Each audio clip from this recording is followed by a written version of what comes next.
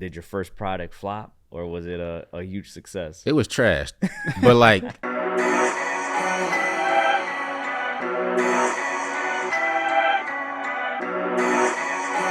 Well, hit him with that intro, Cuzzo. Welcome back to the Electors Podcast. This is episode 32, I believe. Something like that. Yep. Something like that. Today, man, we have a special guest, a good friend of ours. I've been knowing Trinil for some years now, at least 10, 15 years. Middle school. Yeah, right? Middle So, school. even longer than that. Sometimes time. I forget my age, man. But it's over 20 years, basically. But he is the CEO and the founder of Duck and Bad Vibes, which is a local Aurora-grown business and a brand that he's built from the ground up. So if you could just give us, man, a quick rundown of how you started and how it became what it is now. So Duck and Bad Vibes, I started the brand in 2016. Mm-hmm. Yeah. No. I started the brand in 2017. So the whole brand is in honor of my uncle who was killed in 2016. And his name's Duck. Nickname is Duck. And that's why I kind of flipped it in Duck and Bad Vibes. Got you. Yeah. Got you. Turn a negative into a positive. Yeah, it's really simple. It wasn't like, it was just a simple name, catchy, quick name, witty. And yeah, that's how I came up with it. I like the name for sure. Definitely like the name. Yeah. What about what made you want to make apparel specifically? Is that where your head went first when you thought about creating it? Or I can't remember. I would say what inspired me was it's this brand out here called the Peanut Gallery. Shout out to Peanut. Okay. And I seen his product maybe like the end of 2016. I'm like, I want to do something like that. And that's not just like, let me try it. And it worked. Did you have any struggles early on? Because like the apparel business seems to be hard, like in itself, because there's so many things you could buy. Yeah. What did you find? Like, was there any struggles in the beginning? I would say the biggest struggle was figuring out the first design. So my first design was just a plain duck, and like the brand was called Unkel. Then it was called Unkel.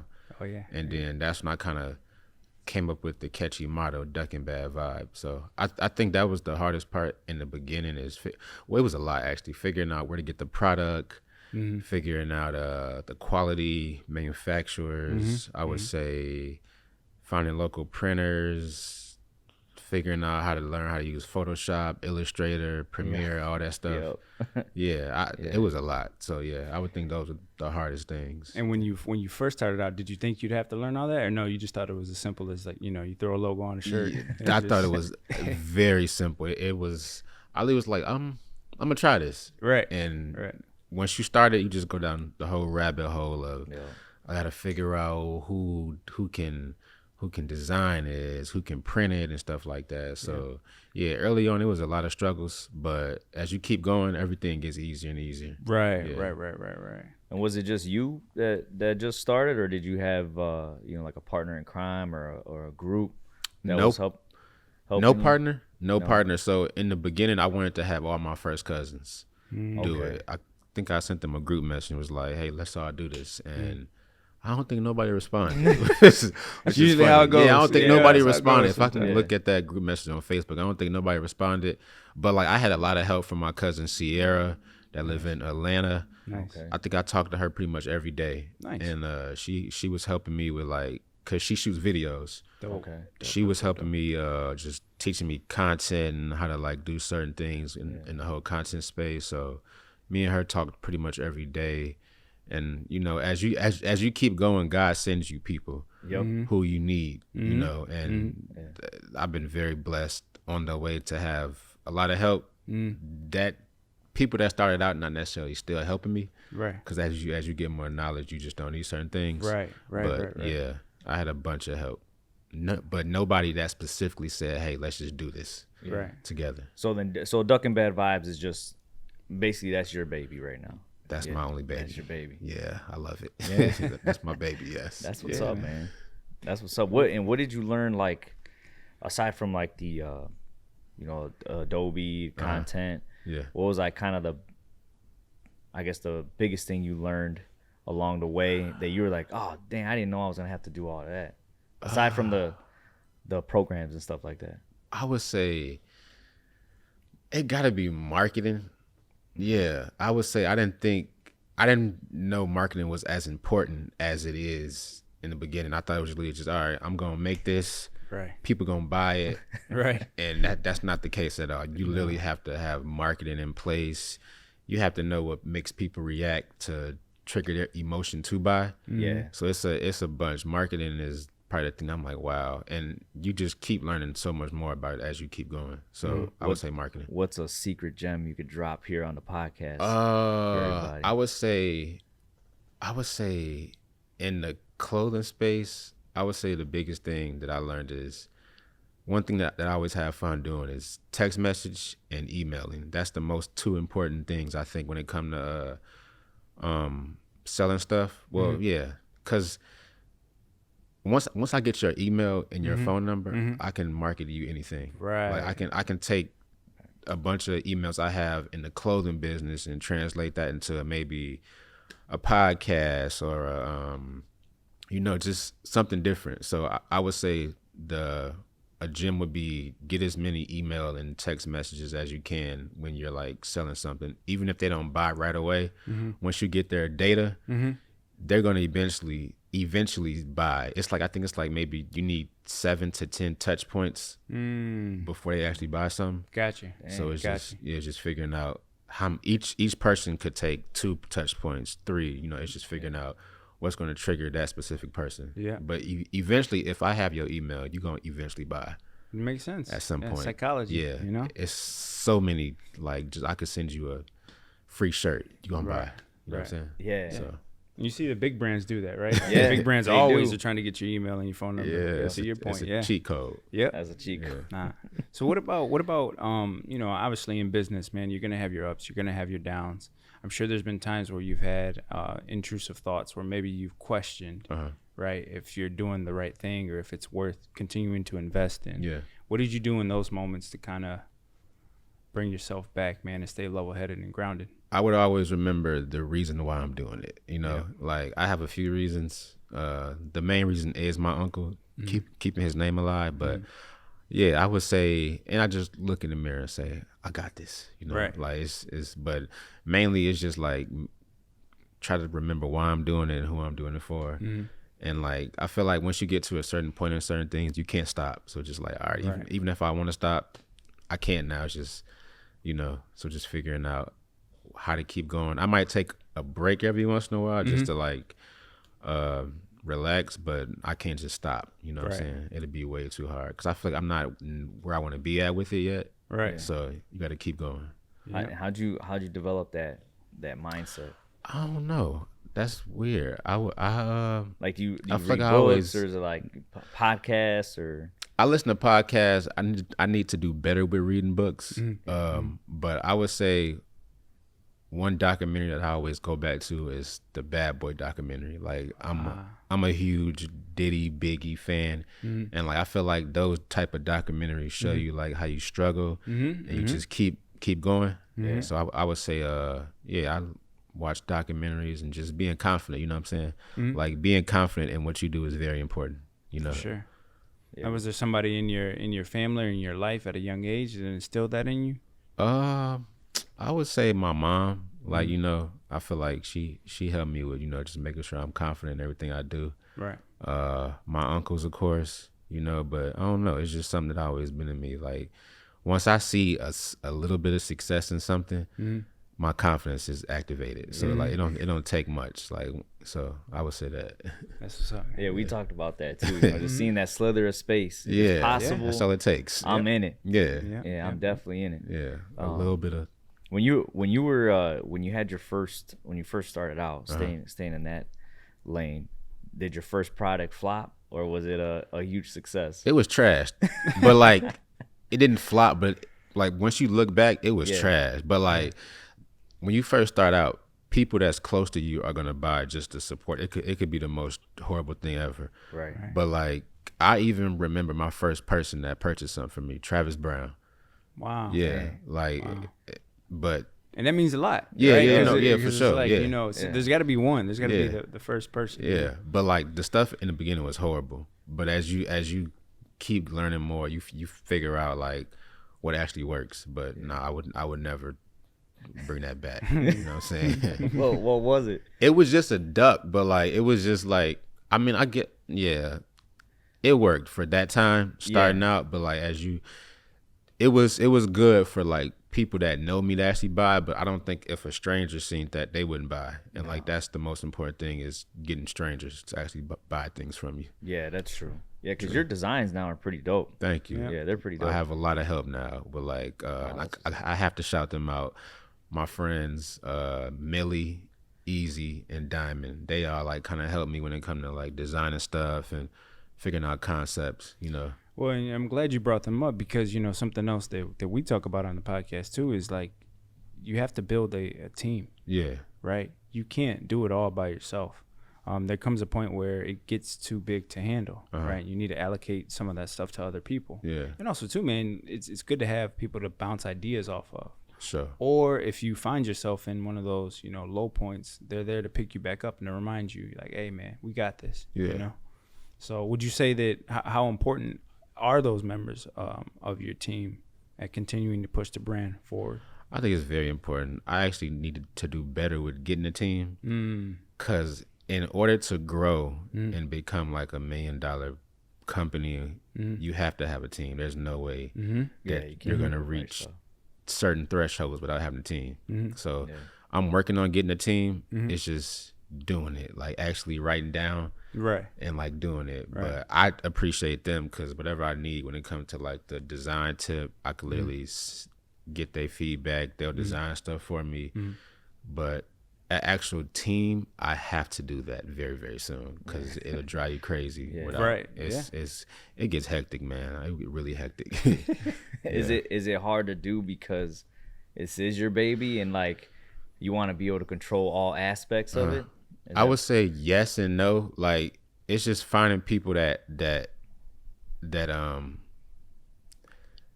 gonna have that same drive that you have. But even though I don't think that's even fair to expect somebody to like do that. You know what I'm saying? So I go back and forth and just making sure like, okay, I just have to find people I can trust. Like my cousin Janae, she helps out a lot.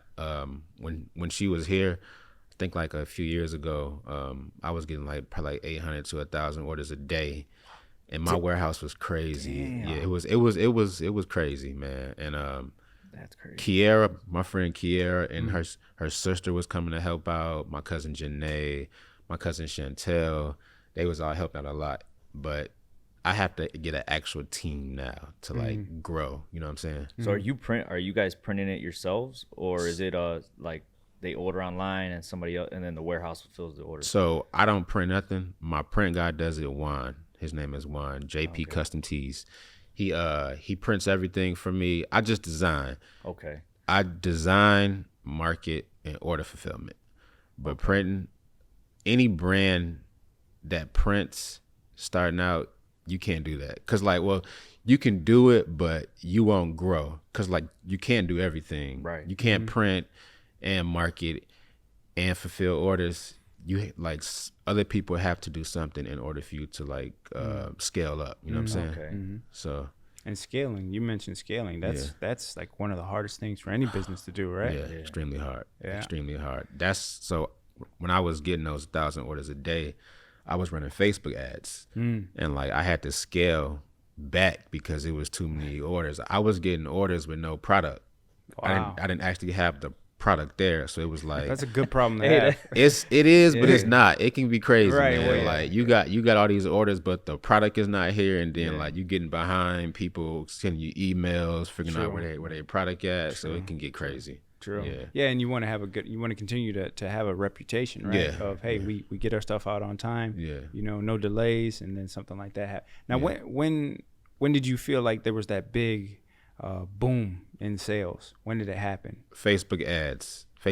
How many years ago, roughly? A year and a half ago. I think it was during COVID. When was COVID? Because 2020. So 3 years ago. Yeah. So 2020. 2020. Facebook ads is a cheat code. Any brand, any business in general, if you run Facebook ads correctly, you'll see a big difference in what you're selling, what you're, marketing, all that. You know what I'm saying? Nice. Were you doing like videos or Pictures? pictures? Pictures and videos. Both of them work. It's just how you run the ad. Like ad. you got to make sure it's targeted correctly, not just hit the boost button. Okay. That don't work. How much were you spending on Facebook ads? I would say I was spending anywhere between 500 to 1,000 a day, and like the goal is to get maybe 4 to 10x back off that. And it was kind of in the middle between 7, 8 sometime. You know what I'm saying? But that's the whole goal. Damn, that's big money too. It is, but like, You almost need to do it, right? Like, yeah, if you yeah. really want to get after it. Yeah, if you want to like scale it up, but like you got to make sure that your profit margins is good. And I Right. think that's where I kind of messed up at.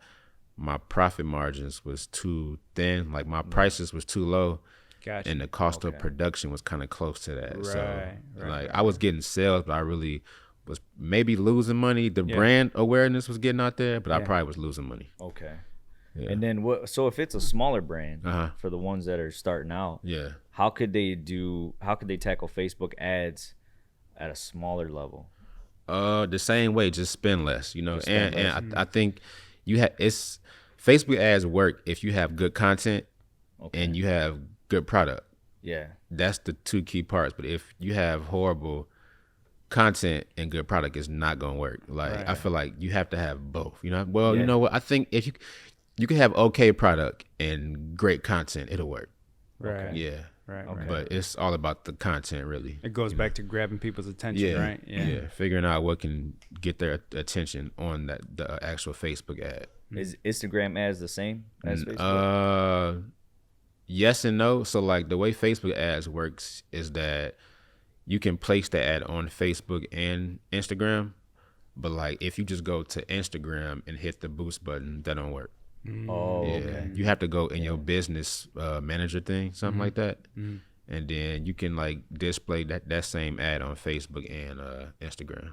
Dang. So Yeah. Dang. Duck and Bad Vibes dropping a masterclass right now. yeah, in March no, 7th. man, we got There's some an things we need to exclusive. change when we get Yeah, done. It's This a podcast. Hey, whole learning a lot, man. Facebook No, it ads is. is a whole like another beast, man, and it's like I'm learning how to do it myself, but it's still like it's so hard, you know, like because I was paying somebody to actually run it, but like doing it yourself is like it's hard, you know, but you either have time to learn it or you can just pay somebody. To be honest with Yeah. you, True. you know. Yeah, sometimes it's easier to do that almost. No, yeah. Just paying somebody. Yeah. So from first sale, Travis, Yes, Travis Brown. your- Shout out to Travis Brown. to your 1,000 a day, where like in that road to 1 to 1,000, what was like the key where you're like, where you woke up and you were like, oh, I know it works. So like if Duck and Bad Vibes for some reason, somebody stole it from you, somebody Yeah. bought it, you could do it again. What would be, where could be that starting point where you're like, oh, I could just go get 1,000 a day again?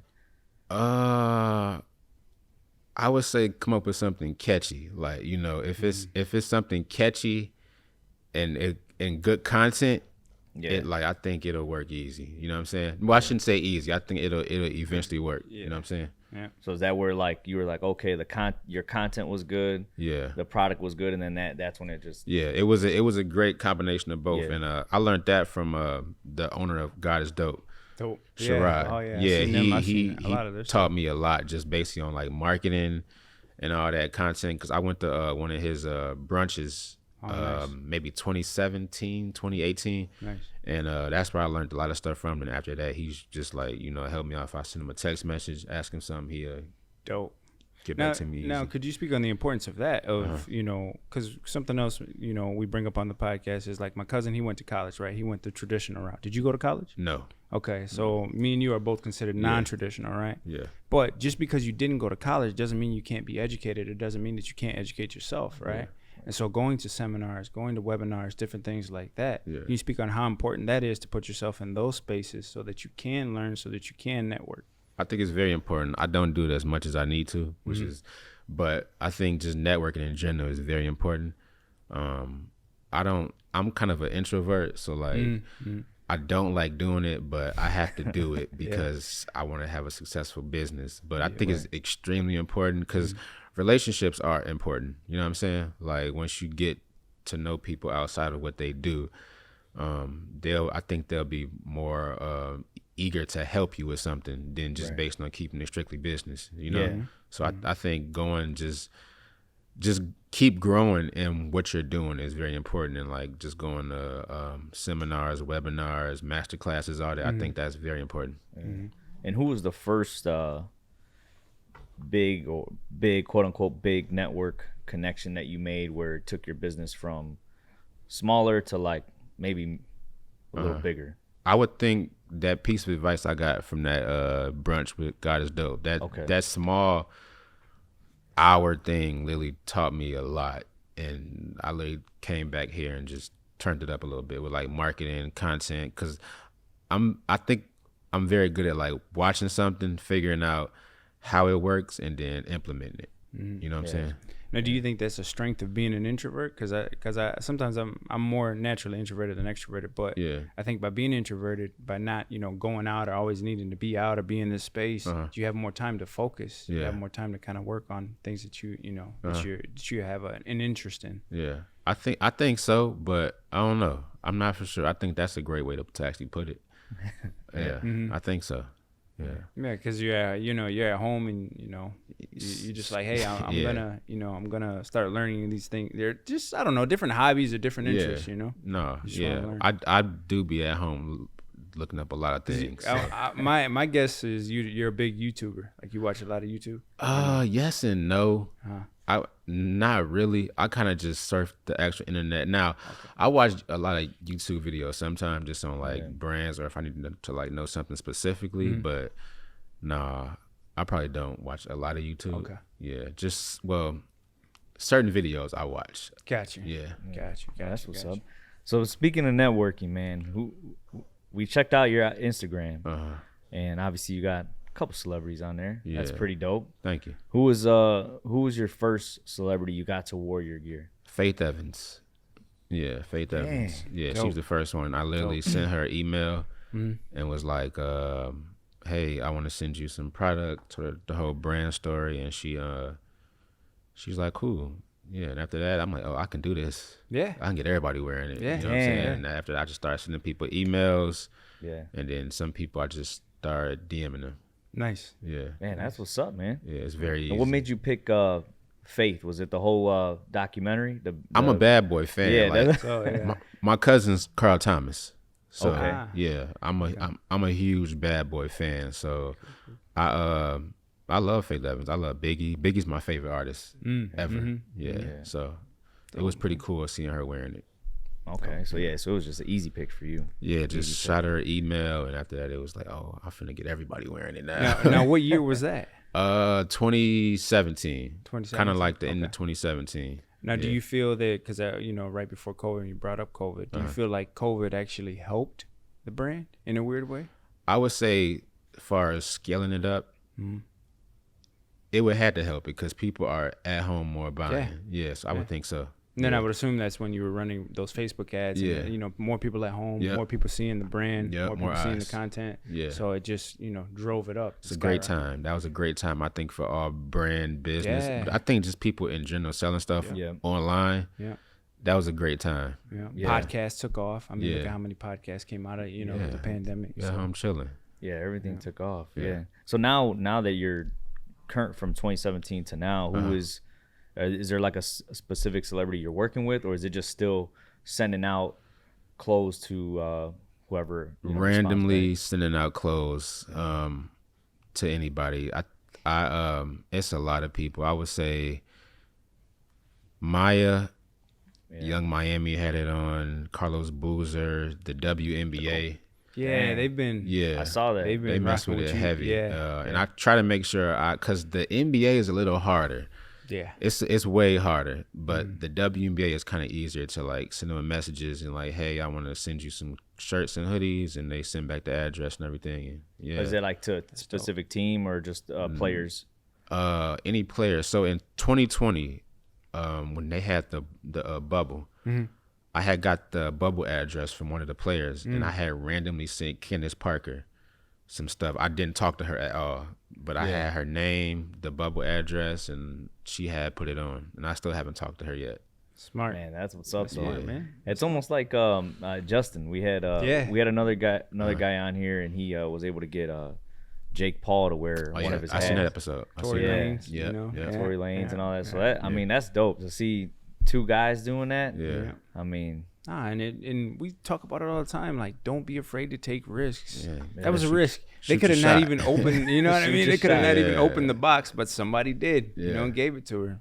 Yeah. So Worked oh, out. we love it, man. Yeah. We love it. What does the next 5 to 10 years look like, man, for the brand and the business, and even yourself on a personal level? Ooh, that's probably the hardest one, the personal level. The brand, I think, just continue to grow. Making it $1 million brand is very, very possible. It's just doing it. Continue to scaling up, and just doing things that I enjoy doing. You know, working with schools. Well, I'm only working with the one school, West. You know what I'm saying? Maybe partnering with Foot Locker, Nike or something like that. You know, those are my goals within the next 5 years. Just continue to grow it, and just get bigger and bigger, man. You know, man, I can see it already, man. I Yeah. mean, you made a it's lot of already progress already. there. Yeah. You know, and getting celebrities to wear your stuff. Yeah. I mean, that's huge. That's hard. That's definitely hard because not everybody will rock like. it's not as hard as people think it is. That's the crazy part. Because Man. like you get so much throughout the day. Like if people moving around a lot, you wear so many different clothes. So it's just like I could be going to the gym. I might throw on a shirt. You know what I'm saying? So Right. like I feel like once you get in contact with them, Yeah. they're gonna eventually wear it. Like I just sent a care package to the Pivot podcast. Oh, dope. Oh yeah, and like they should be wearing it in the upcoming episode soon. That'll So be it's just dope, like man. you just gotta get to them, and Yeah. once you get to them, they're gonna wear it easy. Oh, that's what's up, So, man. and I mean, I'm trying to take a nugget from that, man. Like, but the whole your mindset isn't that it's hard, Nah, Yeah. difficult. His mindset is that it's possible, Yeah. and Right. what's the worst that can happen? I hear Right. no. That's you know? it. Yeah. And so that's great advice for anybody For out there anybody. who's wanting to start something or do something. Yeah. You know, if you just switch your mindset to say no, I can do it. It'll happen. I have a bunch of blue check marks from me sending messages in my DMs. Just send messages. Everybody don't respond, No, yeah. but the ones that do, I get them. How many numbers do you send a day? I stopped doing it a lot how I used to, but it's just like it used to be like maybe like 50 a day, but now it's maybe like 3 or 4 a day. You know what I'm saying? Yeah. Okay. Because that takes a lot of work to just sit and just keep sending and DMs. send Yeah. DMs. Yeah. Yeah. Now, do you send personalized DMs, or was it like a personalized DM, but Yeah. then you could just change, depending on who it is? I changed the name, but it's really short and simple because like they don't want to read a whole essay. It's just Right. hey, I want to send you some shirts and hoodies, and once they see that message, I think they go look on the page, check it out, Right. and then that's when they respond. Right. Okay. Yeah, I keep it very short and simple. I don't want to get them like the whole brand story Right. and actual DM. Right. You know what I'm saying? I just send them, keep it short and sweet. Nice. That's what's up, man. Less is more, right? Yeah. Less is more, like Malcolm says, Yeah, man. Less is more. All right, man. So what about advice, man, for young entrepreneurs, right? You were in 2017, you were how old? Ooh, 26. I'm 30. I'll be 32 in the next week. So I was 26, I think. Yeah. Okay. So 26 years old, man, starting a business. What advice would you give? Looking back now, to your younger self, what advice would you give? Do more research, be confident, and listen, and seek out people that's doing what you want to do. Cause like everything has been done. Right. And like there's a blueprint to everything that you want to do. It's just copying the right person. You know what I'm saying? Yeah. So- Now, who did you? Was it the? What was it the? God is dope. Yeah. God is dope. Is that kind of who you were like? All right, I'm gonna follow this guy's blueprint and then kind of tweak. Yeah, it's a things few for you. people I would say. So like in the beginning it was him, and then it turned to like Fashion Geek. And then, I like Joe Fresh Goods, you know what I'm saying? So I try to combine a lot of people and like just make it my own sometime too. Yeah. Like so for Joe Fresh Goods, I kind of like how he do things with his community and like he kind of make it personal on certain things. God is dope. I like how he markets. I like how he can trigger people. You know what I'm saying? Yeah. I try to like combine a few people. Okay. And then do you have like a go-to mentor right now? No, I don't.